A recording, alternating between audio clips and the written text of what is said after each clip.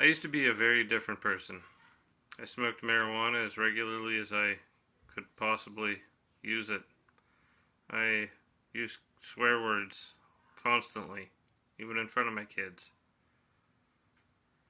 I used to find conversations on YouTube or anywhere online where people were talking about God and go to just to argue with them, just because I like to do that. In 2016, my dad passed away in the summertime from stage 4 cancer, and I had a really hard time with it. Less than a week after he passed, I was home alone in my bedroom, laying on my bed crying, and I asked for a sign from my dad, not from God. I considered myself agnostic.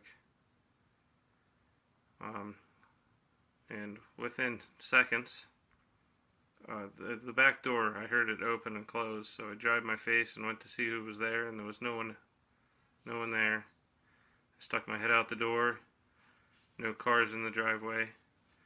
Just at that time, then, I heard a second sound coming from my bedroom, a light crash from where I just was.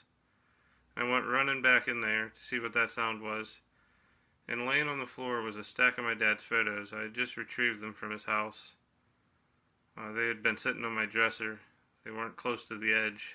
They shouldn't have fallen. So I recognized this as the sign that I had just asked for. It took me at least 8 years after that to want to pursue a relationship with Christ. I just didn't feel ready.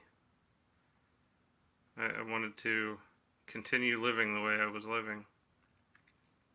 There's some of my testimony that I can't really share with you guys because it wouldn't be fair to the other people involved. Maybe someday I'll be able to share that. Your testimony can make a difference for someone. You never know how your story may affect somebody's life. I encourage you guys to tell your story to someone, whether it be on a platform like YouTube or face to face. Let someone hear your story and